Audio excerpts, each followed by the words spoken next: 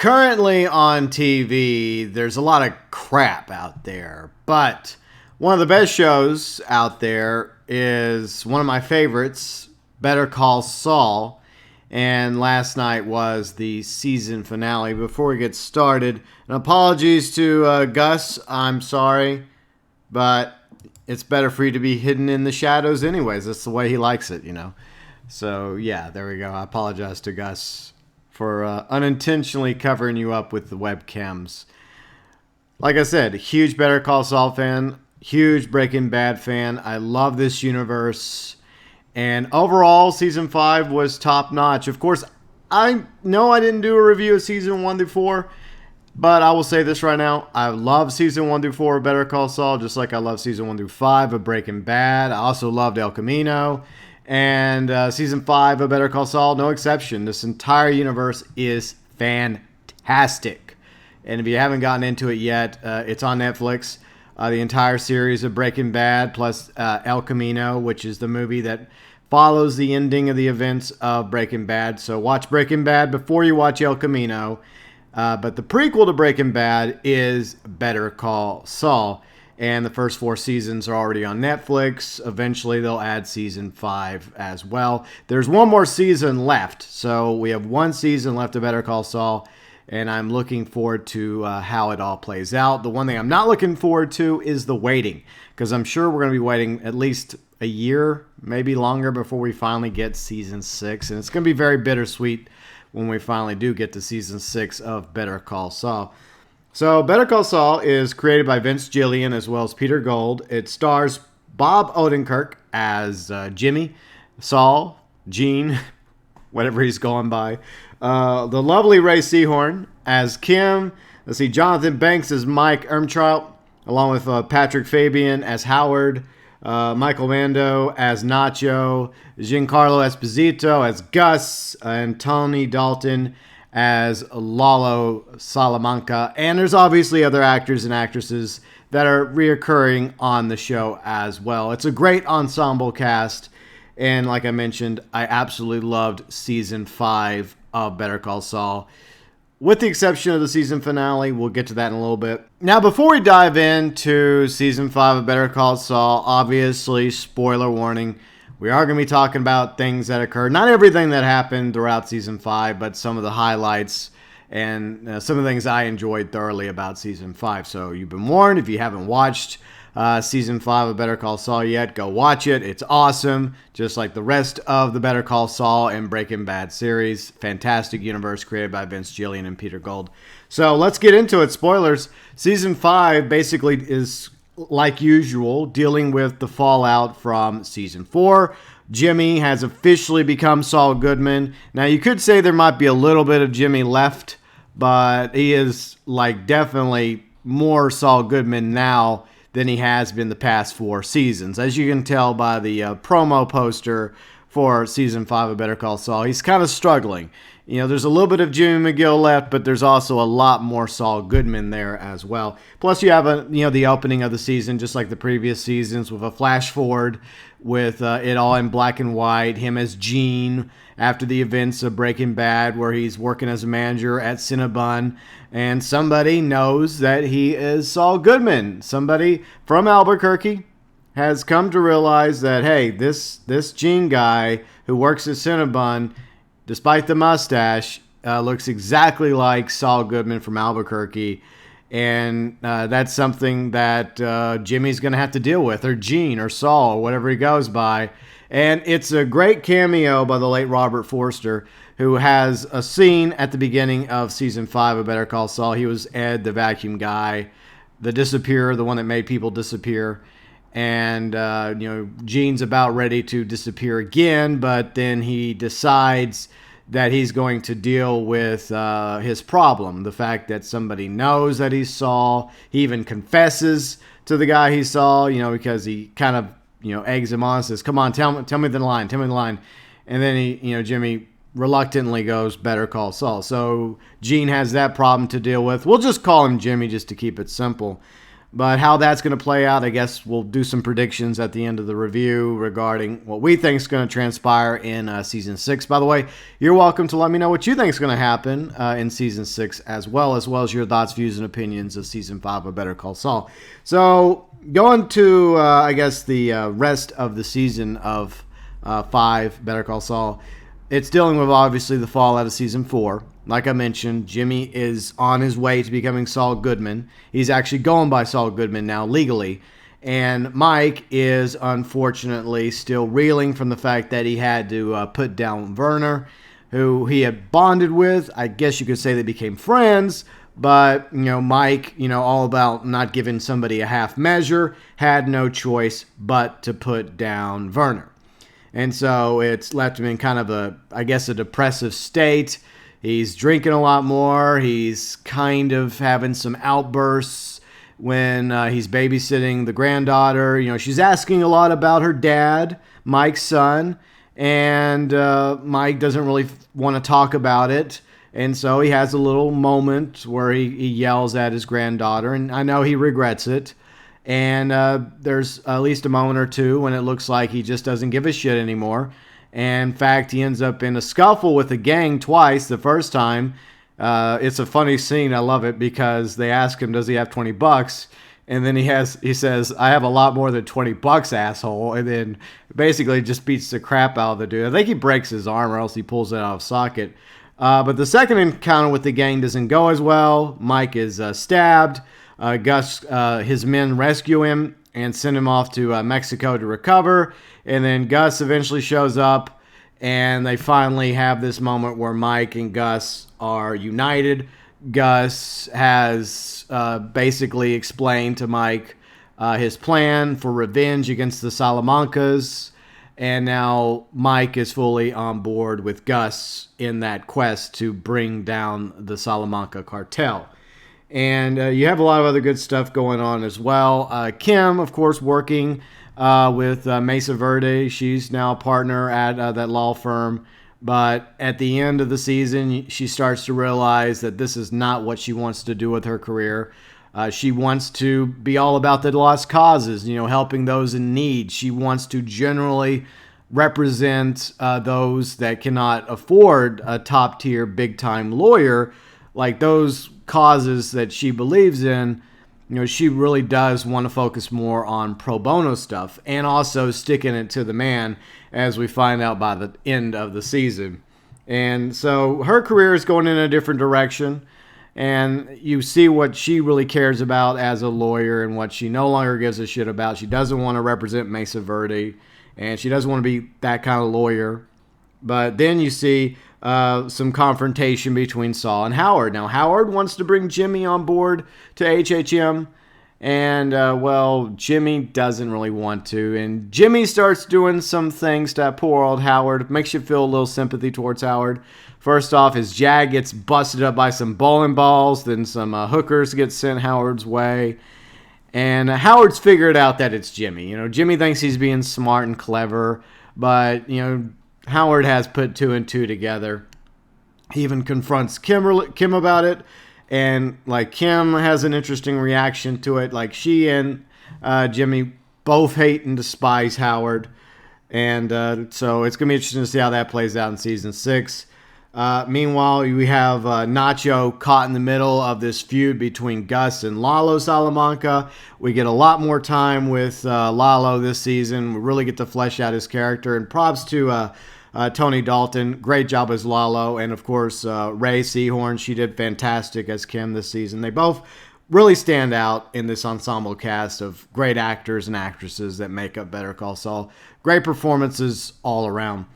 And we also got the return of Hank and Gomi. So that was cool. They were in for 2 episodes, and they're both doing quite well. So it was nice to see my only 2 favorite DEA agents, Hank and Gomi, make their appearance in Better Call Saul. Just 2 episodes, but it was great to have them both there. So we got Mike. He's officially on Team Gus. We have, so Kim and Jim, they got married. That's right. Kim and Jimmy got married. because of some of the nonsense that transpired in the events of Season 5 of Better Call Saul. Before we talk about some of my favorite moments from Season 5 of Better Call Saul, some of the cameos, Vacuum Guy Ed, rest in peace, Robert Forster, as well as Uncle Hector, Don Eladio, the Salamanca cousins showed up again, Lydia, Victor, Tyrus, and of course Yul Babino was in a few episodes of Season 5 of Better Call Saul as well. And some of my moments that I enjoyed was, I don't know why, but the ants versus ice cream scene was crazy. Like, they just took this time to actually, like, show ants going after some ice cream, and it was cool. I don't know why, but I liked it, even though I don't really care for ants. Saul and Mike in the desert. That was a great scene. Kim versus Saul over Mesa Verde. That was interesting. Plus, those commercials were top notch. I love those commercials. In fact, the Better Call Saul Facebook page had the commercials up if you wanted to go watch them. They actually put up the commercials. Nacho and his dad. That is always a pair that I enjoy seeing, even though we only get a few moments of them together. I always enjoy seeing Nacho and his dad because his dad is probably one of the most moral people in Better Call Saul. And I just love the guy. I don't know why he just has that integrity about him. And you see the good side of Nacho that radiates because of his dad and how, Nacho is willing to do almost anything to protect his father. He wants to run away with his father and start over, but unfortunately he's just caught in the middle between Gus and Lalo and the fact that his father doesn't want to sell his business. His father doesn't want to run away. His father wants Nacho to do the honorable thing and turn himself in. But Nacho doesn't want to do that. So it's an interesting dynamic that is happening between Nacho and his father, as well as Nacho being caught in the middle between Lalo and Gus. On the flip side, you have some bonding once again between Lalo and Hector. You can tell that they have a relationship, even though it's an uncle-nephew relationship. You can feel like it's kind of more of a father-son thing between Hector and Lalo. And those are some great moments between them two as well. Saul and Huel are always great together, as well as moments between Jimmy and Kim. And I gotta say something, I really did enjoy the moments between them. They had a lot of really romantic moments, and it really did help flesh out their characters in that capacity. Plus the fact that they're married now. As most of you know, they won't be married by the events of Breaking Bad, as Jimmy has mentioned in Breaking Bad. I think he's twice divorced. So I think he already has one divorce under his belt. So I think Kim is his second wife. I could be wrong about that. So something's going to happen. And Kim's eventually going to divorce Jimmy and leave him. At least that's what I hope ends up happening regarding Kim. We'll talk about predictions, fates in just a little bit. But speaking of Kim, like, she really did stand out. And she has been since the first season. And that's props to Rhea Seehorn. Like, her and Tony Dalton, as I mentioned earlier, both did great this season, and they had some great moments together, especially in the penultimate episode between her and Lalo, where Lalo shows up. Lalo is very suspicious about what happened in the desert with Jimmy. Now, the official story that Jimmy told everybody was that he went out to the desert to meet the Salamanca cousins to get Lalo's bail money because Lalo was in jail. And he ends up having to walk through the desert because of car trouble, drinking his own piss. Disgusting. But that's not what really happened. He actually gets ambushed by, I think, a Colombian gang that was hired by somebody within the Salamanca cartel. And Mike, fortunately, is there to save Jimmy by killing everybody in the gang that was sent after Jimmy, because Jimmy was going to be killed. They were going to kill Jimmy. They were going to take the $7 million. But Jimmy doesn't really want to tell anybody what actually occurred in the desert. But see, Lalo doesn't believe that what Jimmy told him was the complete story. Lalo does his own little investigation, finds the poor Esteem with bullets in it in a ditch, and rip Esteem. I guess it's time for the caddy, time to lawyer up.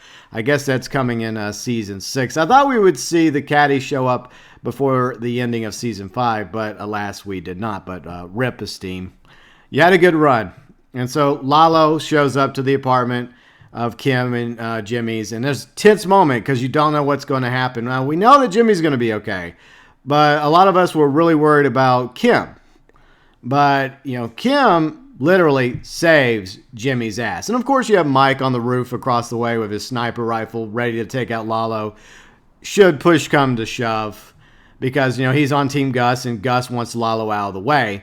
But, Kim really just stands up to Lalo, and it's just some great moments between her and Jimmy and Lalo in that scene in the apartment. Very tense. But, Kim has just had some really great moments throughout the entire series.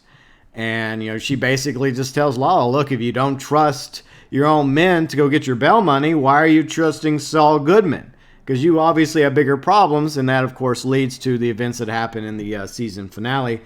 And like I mentioned, mostly I enjoyed Season 5 of Better Call Saul. Great television, easily one of the best shows I'm watching right now on TV. It's going to be bittersweet when we get to Season 6.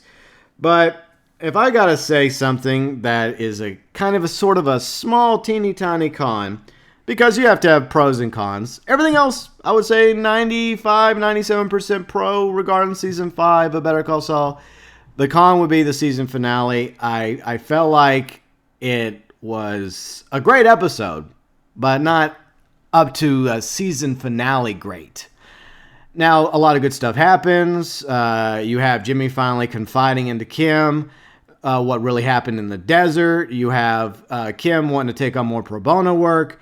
And then you have Kim really, really starting to go to the dark side.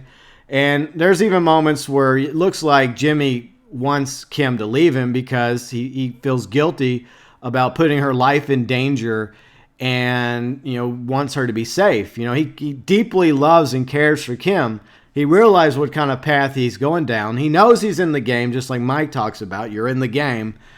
But he doesn't want that for Kim. But Kim, obviously, despite the fact she's out to do good and help people, there's also a darker side to Kim, and that's another great aspect of her character. She's very complex, and she really wants to stick it to the man. And the man in this case is Howard. Whether you love him or hate him, they've begun this plot against Howard in order to get the Sandpiper money, not just for themselves, but also for the elderly that may not be around much longer in order to enjoy that Sandpiper money that they've been building up over the past several seasons.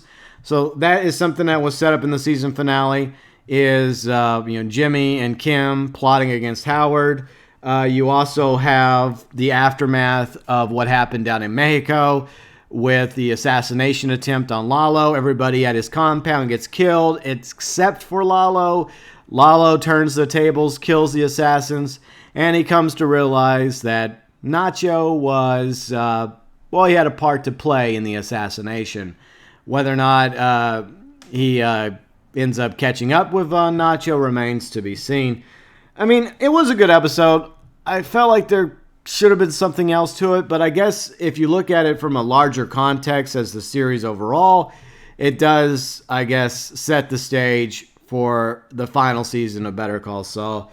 And I want to talk about the fates and predictions, what I think will probably end up happening. I could be wrong, and I also would like to know what you think is going to happen in the final season of Better Call Saul, how it all wraps up, or what you would like to see transpire. Now, with Lalo versus Nacho, I feel like what's going to happen is Lalo's never going to get out of Mexico. Lalo's going to be hunting down Nacho. It's going to be kind of like this, I'm envisioning kind of a cat and mouse scenario where Nacho's trying to get away. He realizes Lalo wasn't killed.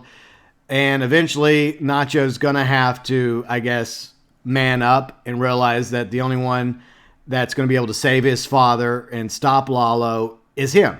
And so I think it's going to come down to a final confrontation between Lalo and Nacho. And I would like to believe that Nacho is going to prevail, that he will somehow get the drop on Lalo, that he'll kill Lalo, he'll sneak back across the border. Mike and Gus will help him and his father disappear for what they did to help Gus get Lalo out of the way. So I'm hoping that despite how badly Gus has treated Nacho over the past few seasons, that Gus will actually do Nacho and his father a solid and allow them to safely change their identities and sneak off to Canada or somewhere else entirely. So I am hoping for a happy ending for Nacho and his dad. And who knows, maybe that would be a good spinoff series revolved around Nacho, because Michael Mando, another great actor on the show. I hated him in Orphan Black. I mean, I hated his character. And you were supposed to hate his character in Orphan Black. Great show, by the way. And I loved him in Far Cry 3. Great villain. So Michael Mando, another great actor on the show. And I'm hoping that Nacho and his dad have a happy ending. And, of course, going to Kim, how do I think it's going to play out with Kim? I also want her to have a happy ending. Now, we don't know what her fate is yet. I would like to believe that eventually something's going to happen and she's going to leave Jimmy. Even though at this point, with everything that's happened so far, especially with the fallout between Kim and Saul over Mesa Verde and all the commercials, and as far as Saul went against Mesa Verde, I felt like it was over between them at that moment. And then she decides, you know what, we either call it off here or we have to get married. Obviously because they do love each other, but for legal reasons, they also got married to protect each other so they wouldn't have to ever testify against each other. So I think something's going to happen, and Kim eventually is going to leave Jimmy. But at this point, it's hard to fathom what exactly that would be that would lead to her being like, okay, that's enough. I'm divorcing you. I'm done. I guess what it's going to come down to is Jimmy doing something else criminal, worse than what he has done already, which is pretty bad. But they also, or like I mentioned, how that arc between them and Howard over Sandpiper is going to play out. It's going to be interesting. I feel like that, Jim and Kimmy have what it takes to pull it off and to... I don't want to see Howard destroyed. I've actually grown to kind of like Howard. The first season I didn't like Howard, but I've grown to kind of like him once you realized it wasn't Howard. It was Chuck, Jimmy's brother, that was holding Jimmy down all along. And you still have the ghost of Chuck to contend with, because Howard basically, whenever he's confronting Kim in the season finale, says, the only person that really knew Jimmy was Chuck. And I feel like that there's still one more thing that's going to transpire that could also lead to perhaps Jimmy leaving Kim. And it goes back to Chuck's letter, right? After Chuck died, allegedly Chuck left a letter for Jimmy. And I think that, and this has been my theory for the past few years, and this is the brilliance of the show, they will do stuff like this. Put like a little piece in the background and just let it sit there for a while and then eventually bring it back. I think that there was a letter that Chuck did write to Jimmy, but it was a lot more critical. And Kim got a hold of it and she rewrote it. And I believe that eventually Jimmy is going to find the original version of that letter. And then it's going to make him realize that Kim lied to him about the letter that Chuck wrote Jimmy, because she was trying to, I guess, use the ghost of Chuck to persuade Jimmy to be better, when it's very possible that Chuck left him a lot more honest and less kind final letter. That's just what I've been thinking for a while now. It may turn out to be BS. It may have actually been, his final words to Jimmy. But I've always been kind of suspicious of that letter. But then again, that's just me. But I feel like something's going to happen. It has to happen, which is going to lead to the end of Jimmy and Kim. And I think that Kim will get a happy ending. At least I'd like to believe she does. I hope she doesn't end up in jail. I hope she doesn't get in trouble over Sandpiper. And I hope that she ends up moving somewhere else and starting her own private law firm, maybe with the Sandpiper money. Maybe Jimmy gives that to her, or they just split it 50-50 because they're married. And she goes on her way, and maybe she ends up in Nebraska, back up in Nebraska, and that's where Gene is, Jimmy, right now. He's up hanging out in Nebraska working at the Cinnabon, so maybe there's a reason why he's there, because she happens to be there. But regarding, let's see, who are we have next for my prediction? Okay, Howard. I think that if Kim and Jimmy succeed, it will probably bring down HHM. It will destroy HHM. But I think Howard will somehow survive. He will survive. He will start over with a new firm. And maybe he'll even run for office. So I think Howard is going to survive this. I think the Sandpiper deal will reach its conclusion before the end of season 6. The elderly will get their money. And, Jimmy and Kim will get their cut. And Howard will go on with his life, post HHM. So I feel like HHM is probably reaching the end. At least I also want Howard to have a happy ending. I don't know. I'm asking for too much.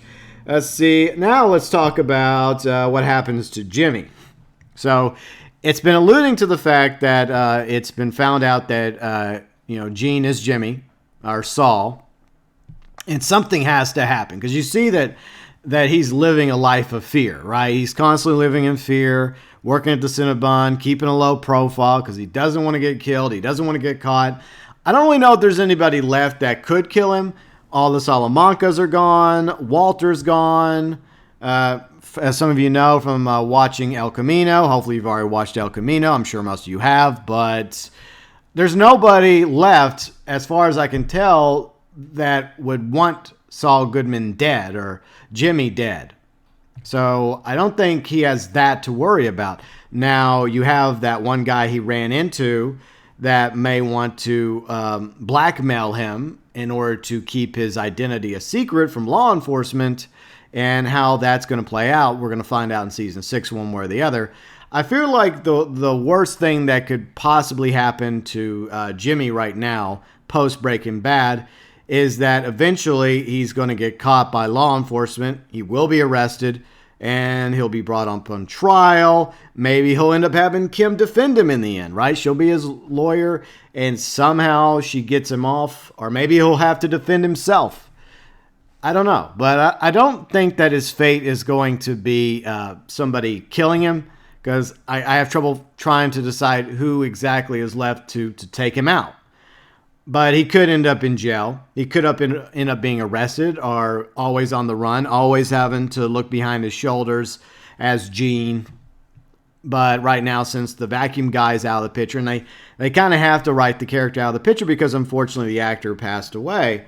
So, and they even make the point that, Gene is going to deal with the problem himself. So one way or the other, Jimmy is stuck in Nebraska at a Cinnabon. But it's very possible that Kim may be in Nebraska as well. And I guess maybe she has her own private law firm now. Maybe she's married another lawyer in Nebraska, happily married. Maybe has a kid or two, and they just happen to be walking through the mall one day. One of the kids wants a Cinnabon. She walks in there, and, they see each other. Kim sees Jimmy. Jimmy sees Kim, and they have a little moment. Or maybe, just maybe, the one that brings down poor Jimmy ends up being Kim. And she realizes, hey, here's Jimmy. He's here at the Cinnabon. I'm going to go tell the cops and get his ass arrested. Depends on how that plays out between those two, right, before they break up. And the final prediction, because I know we've been teased with it for quite a while now, a Walter White cameo. I don't think it's going to be a big deal, but I do think it will happen. It has to happen in season 6. But I do think we will get a Walter White cameo in season 6. I think this is how it's going to play down. It's always been in my head, is that Kim's going to be driving around. She's going to get some mud on her car, or something's going to happen, and she's going to be pissed. And she's just going to happen to be near a car wash. You know which car wash. And she's going to go in, and guess who's going to be at the cash register? A pre-Breaking Bad Walter White. Before, the cancer's kicked in, and before, he becomes Heisenberg, obviously. And it's just going to be like a basic thing. They're not going to really say anything. It's just going to be her walking up to him. And it's just going to be like a routine thing where, he's, nice to her. He's like, yes, ma'am, your car will be ready in a minute. Would you like it detailed? It'll just be that typical back and forth between a cashier and a customer. And that'll probably be it. But still, I think that's probably the Walter White cameo we're most likely going to get. At least that's just the way I see it playing out. I guess we'll have to wait and see for season 6 whenever it eventually happens to come out. So there you go. My overall review of season 5 of Better Call Saul and what I would like to see transpire in season 6 as it bridges the gap between Better Call Saul and Breaking Bad. Overall, a great season, a great series. I love Breaking Bad. I love Better Call Saul. And I look forward to seeing how all of this plays out. It's going to be very bittersweet. And I hope that everybody gets a happy ending, but I know better than that. But anyways, I want to know what you all thought about Season 5 of Better Call Saul. What are some of your favorite characters? What were some of your favorite moments from Season 5 of Better Call Saul? And what do you think is going to be the fates of Kim and Jimmy and Nacho and Lalo? Feel free and chime in with your thoughts, views, and opinions below in the comments section.